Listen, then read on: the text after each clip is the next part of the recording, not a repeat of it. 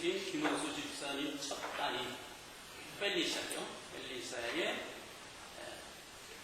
첫 딸 마들린이 유아 세례를 받는 시간으로 갖도록 합니다. 먼저 이 세례를 받기 전에 세례에 대한 정의를 먼저 말씀드립니다. 세례 그러면 나의 신앙 고백을 하나님께 드리면 하나님이 받으시고 인친다. 보통 우리가 이렇게 알고 있습니다. 그러나 이것은 순서를 조금 앞서 알고 있는 겁니다. 내 신앙 고백을 하나님이 받으신다가 아니고, 절대로 그게 아니고, 하나님이 내 택한 자녀를 인치는 것이 우선입니다. 그게 세례입니다. 그래서 이거를 모든 신앙인들이 반드시 알아야 돼요. 언제든지 하나님은 택한 자기 백성을 하나님이 먼저 인을 치시는 거예요. 요한복음에도 그랬죠. 너희가 나를 사랑한 게 아니에요. 누가 먼저 사랑했어요? 하나님이 먼저 우리를 사랑했어요.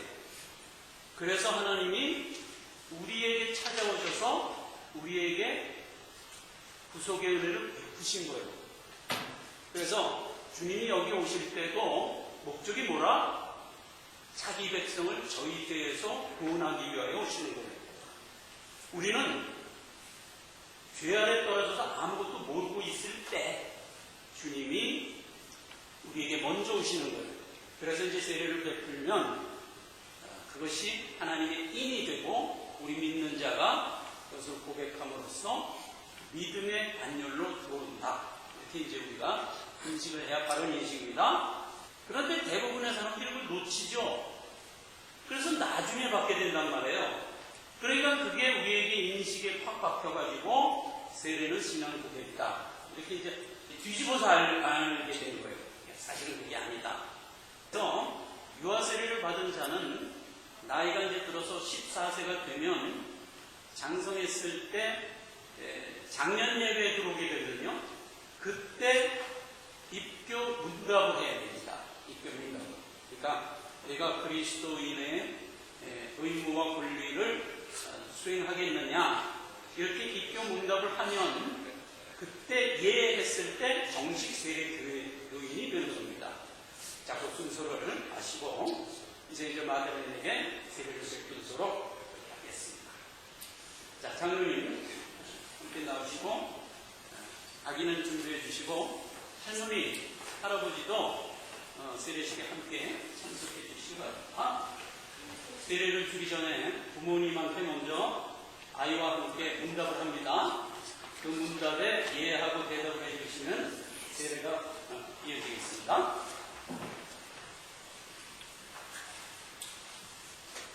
세례 증서에는 영어로 문답이 기록되어 있어요. 그런데 제가 이 시간에는 한국말로 문답합니다. 그러면 예하고 대답해 주시기 바랍니다. 어머니와 할머니, 할아버지가 동시에 대답해 주셔야 됩니다. 첫 번째입니다.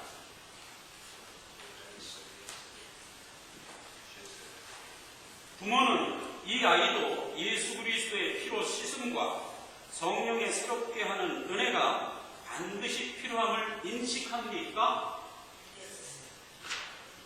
두 번째입니다. 부모는 이 아이가 하나님의 언약으로 택하신 자녀임을 믿으며 자신이 구원을 위하여 진력하는 것처럼 이 아이도 예수 그리스도를 신뢰함으로 구원 얻을 줄을 믿습니까? 세 번째입니다. 부모는 이 아이를 양육함에 있어 겸손한 마음으로 주님의 은혜를 의지하며 친히 경건한 본을 보이고 아이를 위하여 기도하며 거룩한 믿음의 도리를 가르치며 하나님께서 세우신 교회에서 말씀으로 양육하기를 서약합니까? 세 문답을 신앙으로 예하고 대답했습니다. 지금부터 세례를 베풀겠습니다. 내가 마들린에게 성부와 성자와 성령의 이름으로 세례를 주노라. 아멘. 이제 마들린은 유아 세례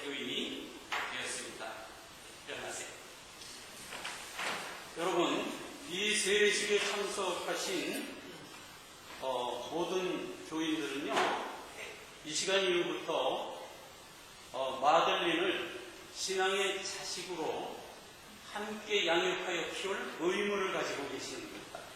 지금 마들린이 우리 교회 교인이라고 했을 때 우리는 그런 의무를 갖는 겁니다. 그래서 교회 안에서 항상 이 아이를 신앙으로 잘 키워서 신앙인이 될 수 있도록 해야 할 의무를 우리가 모두 갖고 있고, 특히 부모님, 할아버지, 할머니, 형제, 자매가 다 그 의무로 아이를 키워야 됩니다.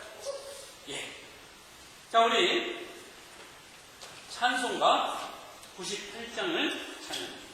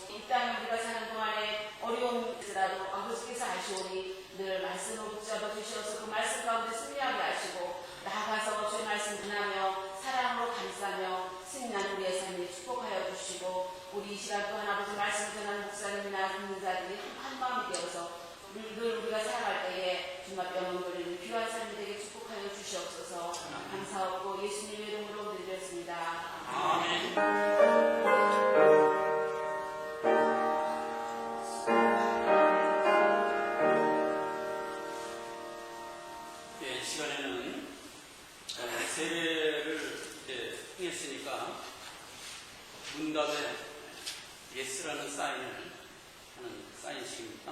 그리고 사인식이 끝나면 세례 증서를 하도록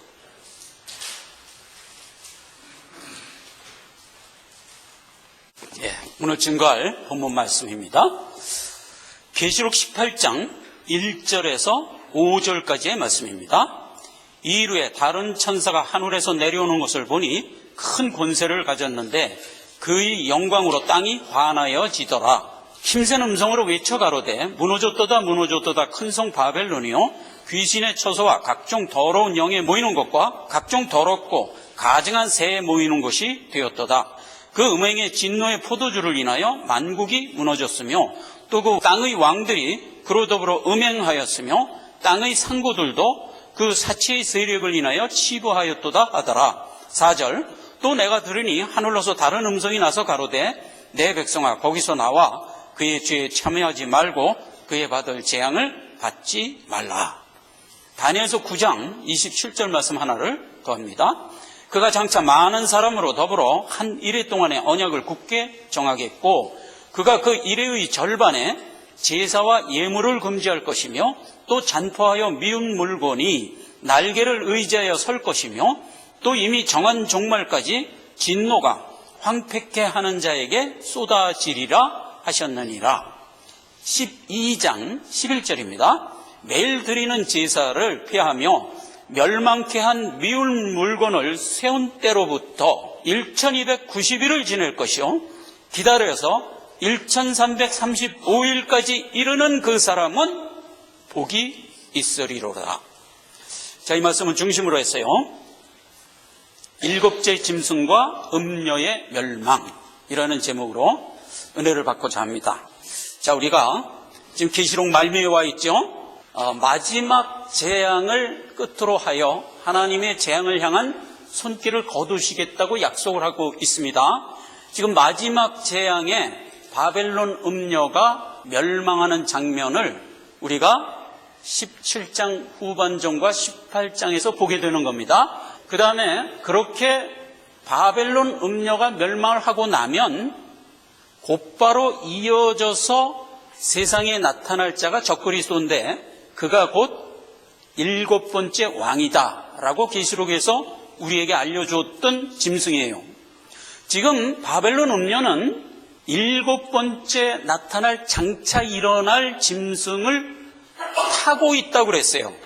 그러니까 그 짐승을 타고 권세를 부렸던 것인데 그 바벨론 음녀는 아이러니컬하게도 자기가 타고 있던 그 짐승에 의하여 멸망당합니다.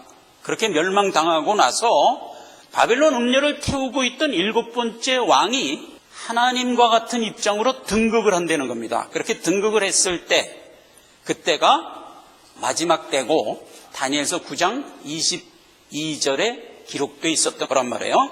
우리는 지금 어느 때 살고 있어요? 그 7번째 짐승의 나라 전에 새끼양 같은 나라의 때에 우리가 지금 살고 있어요. 이 6번째 나라가 끝이 나고 7번째 나라로 이어가면서 이 일이 벌어질 거란 말이에요.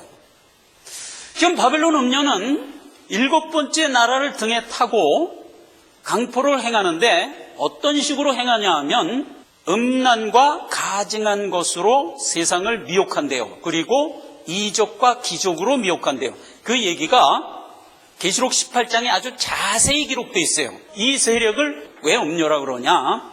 음녀라는 건 여자의 별칭이잖아요. 성경에서 여자는 교회를 의미한단 말이에요. 그런데 교회는 주님을 머리로 하여 주와 한 몸이 되어 있는 자를 교회라고 그러잖아요. 그런데 주님을 머리로 하지 않고 주와 한 몸이 안 되고 다른 어떤 것과 머리가 되어 있고 다른 어떤 것과 한 몸이 되어 있는 여자, 그래서 음녀인 거예요. 즉 그는 예수 그리스도의 구속의 은혜의 내용을 가지고 있지 않은 마치 교회와 같은 모습으로 나온 자란 말이에요. 그래서 음녀인 거예요. 적그리스도 짐승, 이거는 세상의 어떤 나라, 제국을 지칭하는 말이에요. 그런데 음녀 그러면 이거는 거짓 교회를 얘기하는 거예요. 그래서 역사 속에서 이런 음녀를 모형으로 우리에게 보여줬었죠. 1260년이라는 장관 세월 동안에 교회라는 이름을 사칭하여 이 땅에 와서 우리에게 마치 자기가 교회인 것처럼 미혹하여 세상의 영혼들을 더럽힌 자, 그건 우리가 역사 속에서 보면서 지금 나타나고 등극할 바벨론 음녀를 미리 가늠해 보라고 우리에게 그런 역사를 우리에게 허락했던 거예요. 우리가 그 역사를 통해서 바벨론 음녀가 한 행태는 가히 가증한 것이었죠. 성경을 왜곡했어요. 그래서 십계명을 자기 마음대로 고쳤죠. 근데 가장 중요한 두 개를 없애버렸다고 했어요. 우상 숭배하지 말라. 그리고 네 번째, 안식일을 기억하며 지키라. 이 두 개를 빼버렸어요. 그래갖고 자기 마음대로 성경을 고쳤어요. 그런 짓을 했고, 그 다음에 계시록 17장에 보면 음녀에 대하여 묘사하고 나오는데 그가 늘 붉은색 옷을 입고 있대요. 그런데 이 세상에서 어떤 종교 세력, 교회라는 이름을 사칭한 종교 세력 중에서 붉은색 옷이 자기네들의 제복인 교회는 카톨릭밖에 없어요.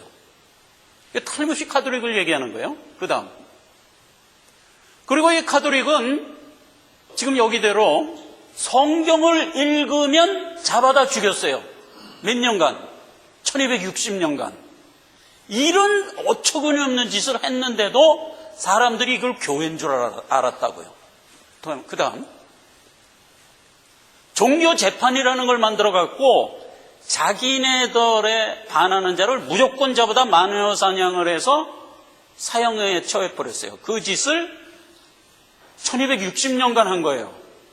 인류 역사에서 아주 긴 시간 동안에 그 바벨론 음녀의 모습을 우리에게 왜 이렇게 길게 보여줬을까?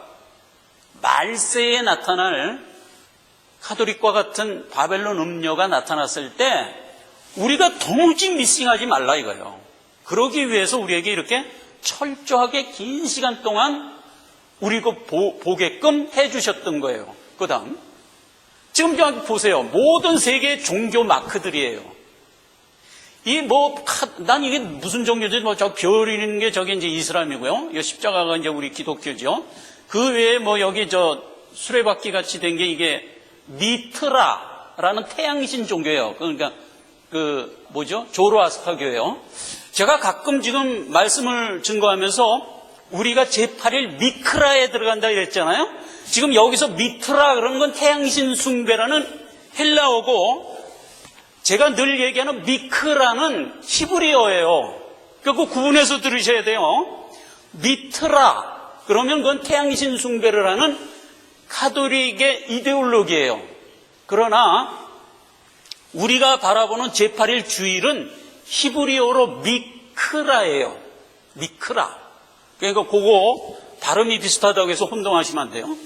이런 이제 종교들이 여러 개가 있는데 지금 새로 나올 카톨릭이 획책하고자 하는 것은 모든 종교를 통합하겠다는 거예요. 그리고 무엇보다 중요한 게 기독교를 모든 종교 중에 하나로 인식하도록 뿌리는 거예요. 참 종교는 기독교밖에 없다가 진리죠. 그 외의 모든 종교는 아무리 그 모습이 있더라도 사실 그거는 귀신의 처소란 말이에요. 근데 그거를 얘네들이 와서 호려가지고 모든 종교는 다 동일선상에 올려놓고 그 중에 하나도 기독교다. 이 사상을 전 세계에 퍼뜨리는 일을 누가 한다? 카톨릭이 하는 거예요. 그래갖고 최근에 카톨릭이 하는 행보가 유엔을 이용해서 그 13개 종교 대표자들을 모아서 종교 통합을 하자는 회의를 했어요. 그때 모인 그 세계 13개 종교 지도자들이에요. 근데 여기 한국에 개신교 지도자 2명이 참석했대요. 나 이름이 누군지 모르는데 그 2명이 참석했대요. 그 다음, 카톨릭이 이 종교 통합을 하면서 끊임없이 전 세계에 어떤 소리를 내고 있어요. 그 소리가 뭐냐면 이거예요. 가장 비타협적인 저항 세력으로 기독교를 지목하고 있어요. 즉, 종교 통합을 해야 세계 평화가 이루어진다고 이들은 얘기해요. 그런데 그 종교 통합을 하는데 가장 비타협적으로 방해를 놓는 세력이 기독교라는 거예요. 그 말을 계속 지금 퍼뜨리고 있어요. 지금 교양이 나와서 연설을 하는 중에 언제든지 이 문구가 한 번씩 언급이 되고 있어요. 그거 여러분 기억하세요. 이렇게 되어 있어요. 근본주의자들은 완고한 믿음의 체계에 집착하면서 전 세계 갈등에 불을 붙이는 자다. 이렇게 이제 호도를 하고 있고요. 오직 이 유성, 이 지구의 건강과 지구의 숭고함에만 충성을 다짐하는 연합 종교 기구를 통해서 근본주의자들을 무력화시키지 않는 한 세계 평화는 없다. 이렇게 주장해요. 누가? 지금 종교 통합을 외치는 에큐메니칼 세력들이, 즉 바벨론 음녀가 지금 그러면서 여론을 지금 슬슬 이끌어가고 있어요. 여러분 뉴스를 들으면 교황이 나와서 이제 연설하는 그 언제든지 들어보세요. 이런 내용이 항상 있어요. 세계가 지금 극도의 혼란한 때에 지금 우리가 처해서 살고 있어요. 경제는 장기 불황이 지속되어 있고요. 뭐 각종 테러라든가 이런 거로 해서 혼란되어 있고요. 도덕률이 아주 바닥까지 떨어져 갖고 인간 사회가 바른 모습을 지금 안 가고 있어요. 아주 범죄가 급증하고 이런 아주 극심한 혼란의 시기를 지금 세계가 가고 있어요. 사실상 이런 모습은요, 어떤 의미에서 당연한 거예요. 왜냐하면 세상은 죄된 것이잖아요. 그러니까 죄된 것은 죄의 결과가 길게 가면 그 혼란으로 가는 게 너무나 당연한 거지요. 세계 평화를 기치를 들고 나온 세력이 우선 바벨론 음녀다 이 말이에요. 그래서 언제든지 특히 교황이 나와서 얘기를 할 때는 그 주제가 언제나 세계 평화예요. 그리고 세계는 그 카톨릭의 주장에 언제나 열광하는 거예요. 야, 그 세계 평화가 좀 이루어졌으면 좋겠다. 이런 생각 안 드세요? 그러면서 사람들이 무슨 생각을 하냐면 차라리 강력한 법이 좀 나왔으면 좋겠다. 이런 생각을 우리가 자연스럽게 하게 돼요. 그러한 가운데서 지금 바벨론 음녀가 세상을 호도하면서 이끌어가고 있어요. 자, 그런 상태라는 것을 인식을 하고 말씀을 살펴보겠습니다. 계시록 18장 23절에 보면 바벨론 음녀의 말로에 대해서 이렇게 얘기하고 있습니다. 등불빛이 결코 네 가운데서 비치지 아니하고 신랑과 신부의 음성이 결코 다시 네 가운데서 들리지 아니하리로다. 너의 상고들은 땅의 왕족들이라 내 복수를 인하여 만국이 미혹되었도다. 그렇게 됐어요. 자, 보세요.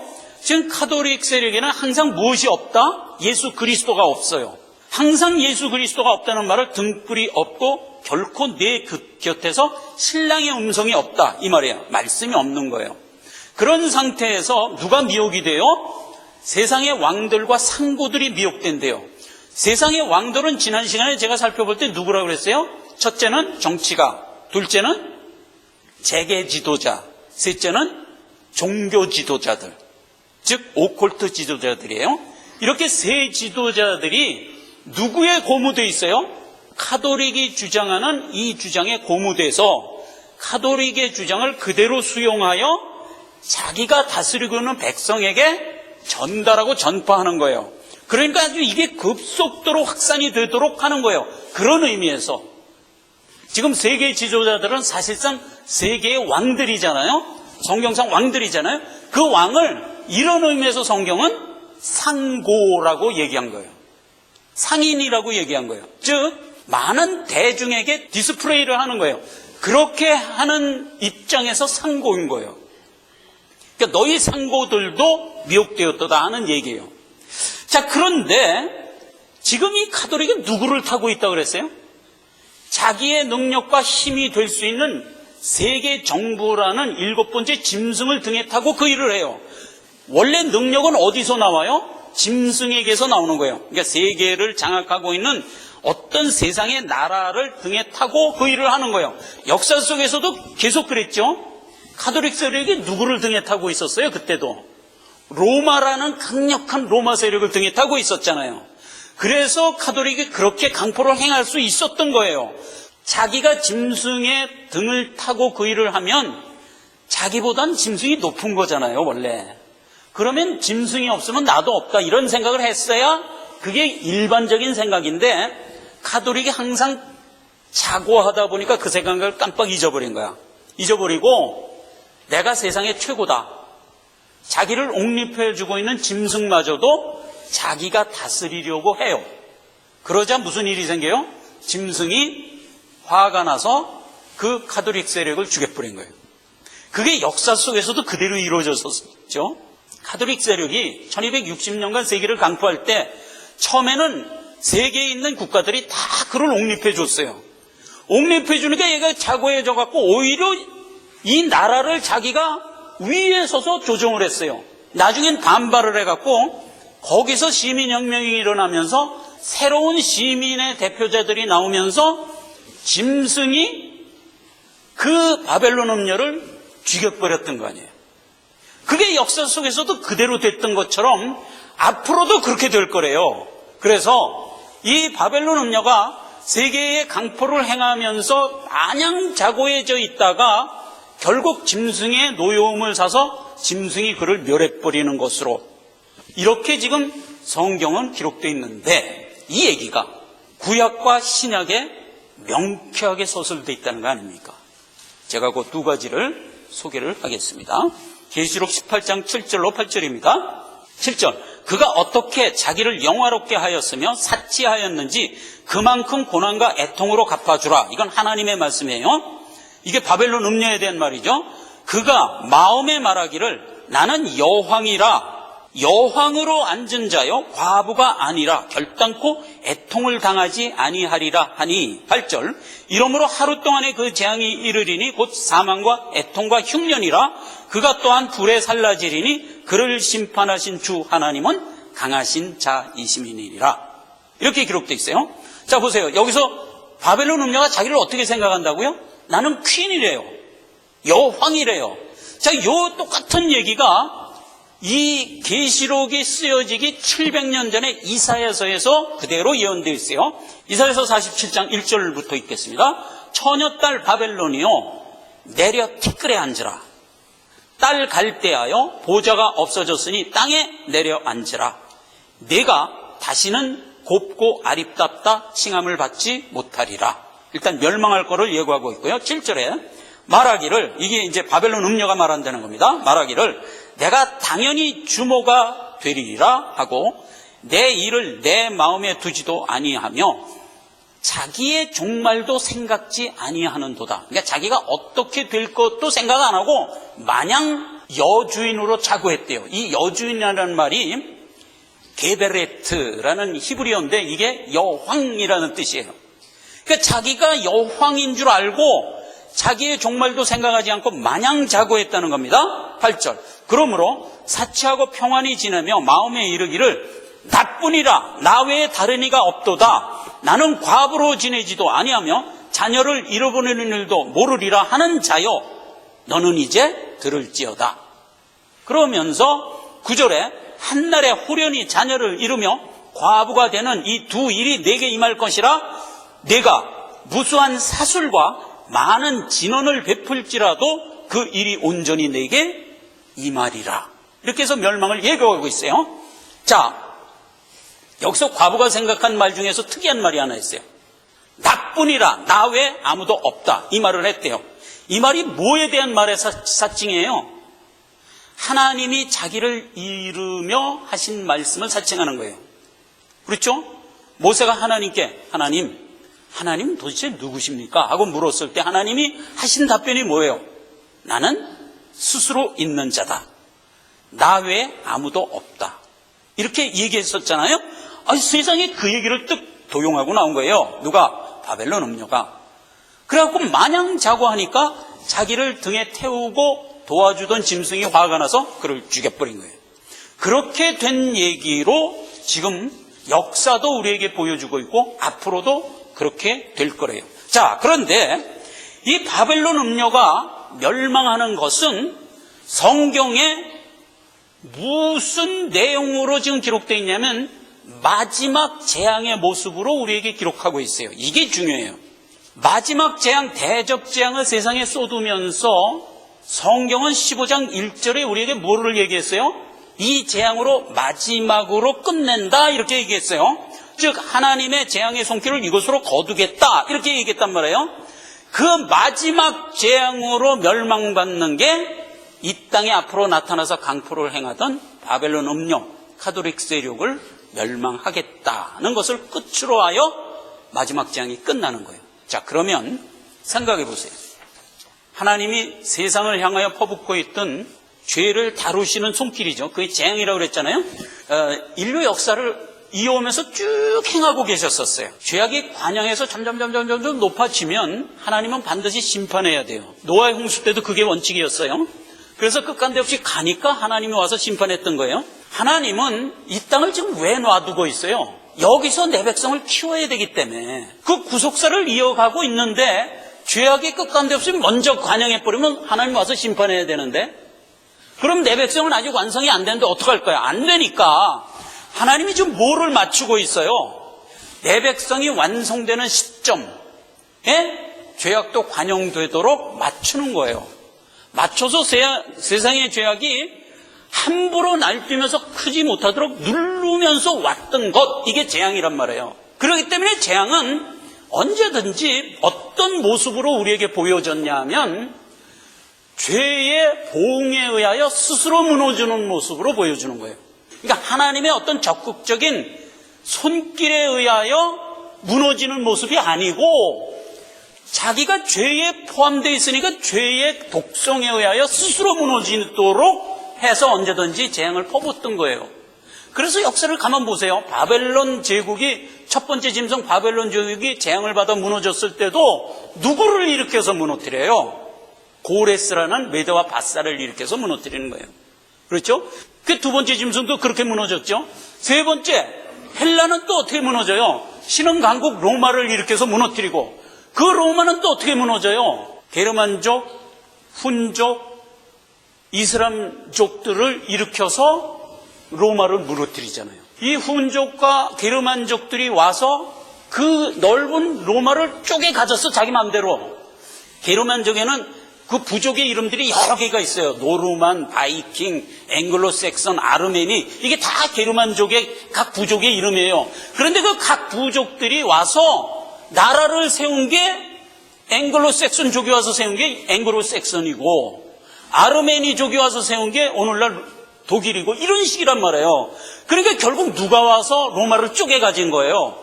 야만인 불신 세력들이 와서 쪼개 가졌던 거잖아요. 그렇게 쪼개 갖고 그 쪼갠 나라들이 누구를 옹립해요? 그때 카톨릭을 옹립하잖아요. 그때가 언제예요? AD 538년이었어요. 그래서 옹립을 해갖고 열 나라가 1260년간을 쭉 이어오면서 카톨릭을 옹립했던 건데 카톨릭이 워낙 자고해갖고 오히려 자기를 옹립해주던 열 나라를 누르니까 이 열 나라가 말하자면 시민혁명을 일으켜서 카톨릭을 죽이고 오늘날 신흥 세력의 열 나라로 바뀐 거예요. 그게 여섯 번째 왕이죠. 그 여섯 번째 왕이 누구예요? 색갱 같은 나라. 그래서 그게 오늘날 우리가 살고 있는 때란 말이에요. 즉 이때는 종교개혁 시민혁명을 통해서 이루어진 나라예요. 그래서 앵글로색손이라는 야만 나라가 영국이라는 이름으로 변했고 시민혁명에 의해서 변한 거예요. 아르메니가 독일이라는, 수에비가 포르투갈이라는, 람바도가 이태리라는 이런 이름으로 다 변한 거예요. 강포하는 바벨론 세력을 짐승이 일곱 번째 나타날 나라 짐승이 멸망하는 것으로 하여 끝내는 거예요. 그걸 우리가 앞으로 역사 속에서 볼 거예요. 지금 카톨릭 세력이 세계의 통합을 외치면서 지금 막 등극하고 있어요. 지금 우리가 다 곁에 살고 있어요. 그렇게 해서 이들이 등극을 해서 세계를 완전히 장악할 때쯤 돼서는 짐승이 카톨릭을 멸망하고 자기가 등극하는 거예요. 그렇게 될 거를 우리가 지금 미리 보라는 거예요. 그래서 카톨릭이 멸망하는 얘기가 계시록 17장에 이렇게 기록되어 있어요. 내가 본 바 이 열불과 짐승이 음료를 미워하여 망하게 하고 벌거벗게 하고 그 살을 먹고 불로 아주 살이리라. 하나님이 자기 뜻대로 할 마음을 저에게 주사 한 뜻을 이루게 하시고 저희 나라를 그 짐승에게 주게 하시되 하나님 말씀이 응하기까지 하시니라. 라고 해서 지금 일곱 번째 짐승에게 하나님이 무슨 마음을 줬다는 거예요? 그 바벨론 음녀를 멸망한 마음을 주셨다. 그렇게 해서 멸망하게 했다. 이게 마지막 재앙의 모습이다 이 말이에요. 많은 그동안 하나님의 재앙의 역사가 있는데 이 사건이 마지막 재앙이 될 것이다 이 말이에요. 그리고 이 재앙을 끝으로 하여 그 다음서부터는 죄를 향하여 하나님이 어떤 방법으로 다루실까? 지금까지는 재앙의 모습으로 다뤘지만 이제부터는 죄를 향하여 다루시는 하나님의 모습이 전혀 다른 모습으로 다루세요. 그건 이제 다음 시간에 제가 살펴볼 거예요. 어떤 식으로 죄를 다루실까? 그거는 성경 말씀이 그동안 우리에게 무수히 많이 예고해 주었던 말씀이 그대로 응하는 거예요. 그 모습을 다음 시간에 살펴볼 거예요. 자, 그리고 이 시간 말미에 하나 더 살펴볼 것은 그 바벨론 음녀를 멸망한 7번째 나라가 이제 자기가 세상에 등극할 거예요. 그 등극한 얘기가 오늘 읽었던 본문 말씀 다니엘서 9장이에요. 그래서 그 말씀 다시 보겠어요. 내가 장차 많은 사람으로 더불어 한 일해 동안 언약을 굳게 하겠고 그가 그 일의 절반에 제사와 예물을 금지할 것이며 또 잔포하여 미운 물건의 날개를 의지하여 설 것이며 또 이미 정한 종말까지 진노가 황폐케 하는 자에게 쏟아지리라. 그래서 이때가 이제 주님 재림을 앞둔 때가 되는 거예요. 자, 보세요. 마태복음 24장 15절에 보면 주님 재림 직전의 모습을 이렇게 묘사하고 있어요. 마태복음 24장 15절입니다. 그러므로 너희가 선지자 다니엘의 말한 바 멸망에 가증한 것이 거룩한 것에 선 것을 보거든 산으로 도망하라 이렇게 돼 있어요. 자, 여러분, 어느 날 멸망에 가증한 것이 거룩한 것에 딱 선대요. 그러면 모든 성도들은 산으로 도망하래요. 그리고 이어지는 말이 집으로 들어가지 말고 집에 옷가질로 들어가지 마라 이렇게 돼 있는 얘기예요. 자, 여기가 무슨 얘기예요? 이제 시간을 다투는 때가 됐다 이거예요. 천성의 소망에만 전념하면서 마지막 때를 맞아라 이렇게 한 얘기예요. 자, 그런데 데살로니가 후서 2장에 보면 내가 너희와 함께 있을 때 이 일을 너희에게 말한 것을 기억지 못하느냐? 저로 하여금 저희 때에 나타나게 하려 막는 것을 지금 너희도 안 하니 불법의 비밀이 이미 활동하였으나 지금 막는 자가 있어 그 중에서 옮길 때까지 하리라. 그때 불법한 자가 나타나니 주 예수께서 그 입의 기운으로 저를 죽이고 강림하여 나타나심으로 피하시리라. 그래서 적그리스도가 나타날 걸 예고하고 있는데 적그리스도를 그동안 하나님이 막으면서 지금 이 시대까지 끌고 왔대요. 그 얘기를 하는 거예요. 그러면 적그리스도가 언제부터 준동을 했냐? 요한일서 2장 22절입니다. 거짓말하는 자가 누구냐? 예수 그리스도를 부인하는 자다. 이게 적그리스도다. 이렇게 얘기했고요. 요한일서 1장 7절에는 세상에 예수 그리스도께서 육체로 임한 것을 부인하는 자, 그가 적그리스도다. 이렇게 얘기했어요. 그리고 요한일서 2장 18절에는 아이들아 이것이 마지막 때라 적그리스도가 이르겠다 하는 말을 너희가 들은 것과 같이 지금도 많은 적그리스도가 일어났으나 그러므로 우리가 마지막 때인 줄 아노라. 이렇게 우리에게 암시를 주고 있어요. 자, 적그리스도는 우리가 사는 세상 속에서 항상 두 가지 모습으로 나타나요. 하나는 그리스도 부인하고 하나님 부인해요. 그거를 어떤 지도자가 나와서 특히 주장하는 자가 있대요. 그게 적그리스도란 말이에요. 그러니까 역사 속에서 그런 자가 늘 있어 왔어요. 늘. 그러면 그걸 보면서 우리가 적그리스도 저런 놈이로구나. 저런 놈이 하는 거를 생각하라는 거예요. 또 하나 중요한 게 있어요. 예수 그리스도가 육체로 임한 것을 거부한대요. 그러니까 예수 그리스도가 사람의 몸을 입고 와서 우리를 위하여 대속의 십자가를 지시고 부활 승천했잖아요. 그런데 우리는 그를 누구로 인식해요? 하나님으로 인식하죠. 그런데 이 적그리스도는 아니라는 거예요. 그건 성자라는 거예요. 그냥 사람이라는 거예요. 즉 예수 그리스도는 하나님이 아니라는 거예요. 4대 성인 소크라테스, 마호멧, 또 누구예요? 공자, 예수. 4대 성인 중에 하나라는 거예요. 그리고 그가 와서 세계 평화를 위하여 이렇게 노력을 했는데 무지한 사람들이 때려 죽였다. 그러니까 우린 그러지 말자 하고 예수를 소개한단 말이에요. 자, 요게 삼위일체 논쟁이 붙었을 때 아타나시우스파하고 아리우스파가 둘로 갈렸다 그랬죠? 그때 아리우스파란 말이에요. 하나님을 하나로 보는 거야. 그래서 하나님이 성자 역할도 하고 성부 역할도 하고 성령 역할도 한데, 그래서 하나님은 하나인데 그가 인간 중에서 예수라는 사람 하나 세워갖고 그를 통해서 성자 역할을 하도록 했다는 거야. 그러니까 예수는 사람이라는 거예요. 그래서 이 아레오스파는요, 모든 이단이 이 아레오스파에서 나와요. 그래서 이거를 그때 종교회에서 이단으로 정죄했던 거잖아요. 그리고 우리가 알고 있는 삼위일체 성부, 성자, 성령을 옹립했던 거 아니에요.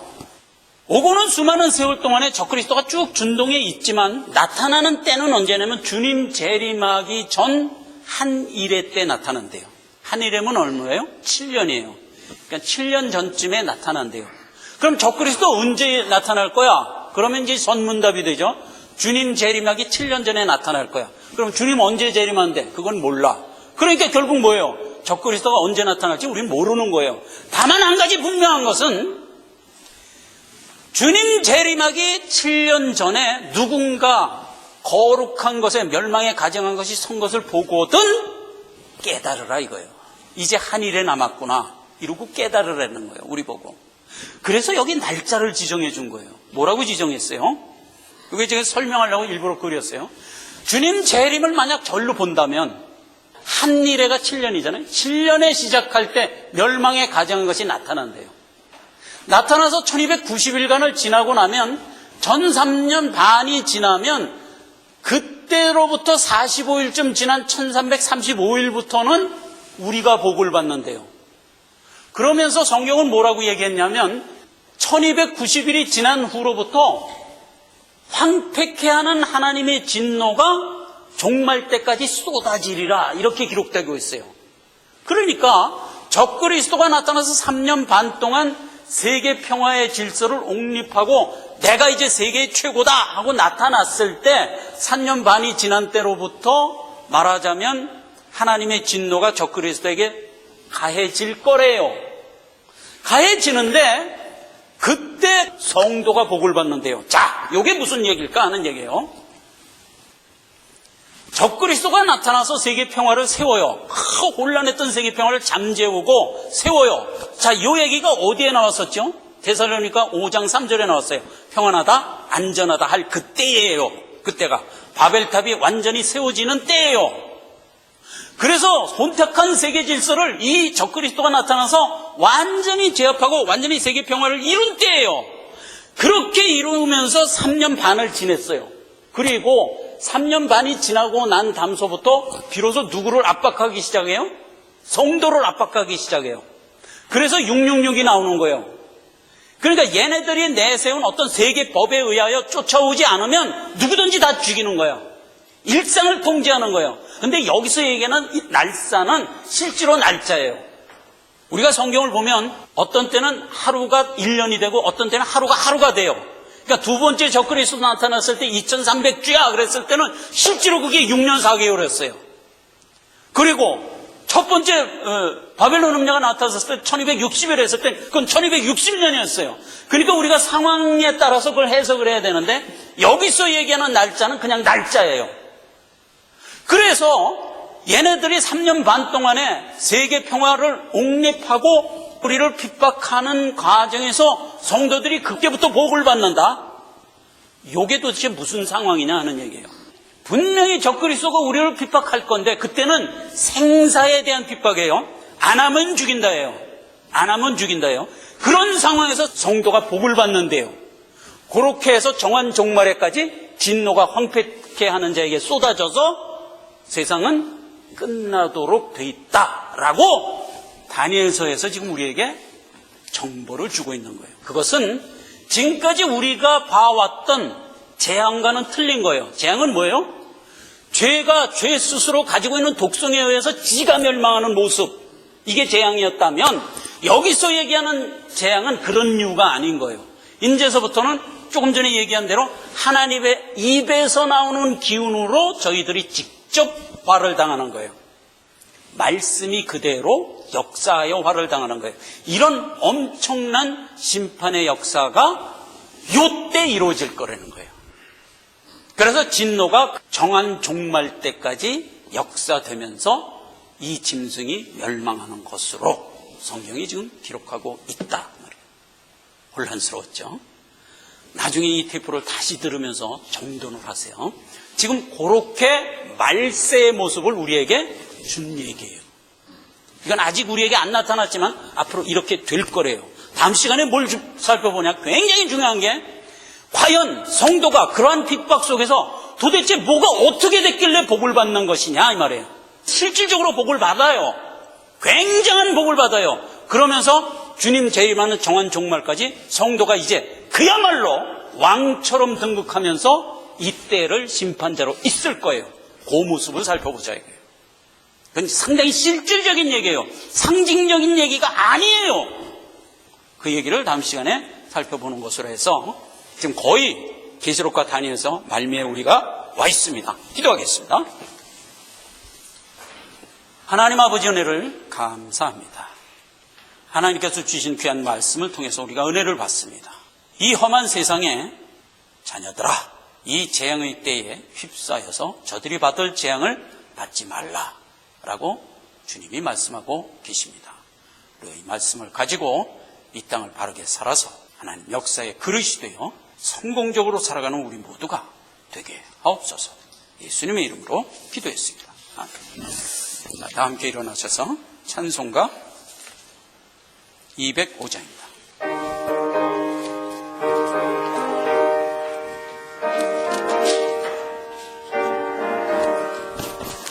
예수 앞에 나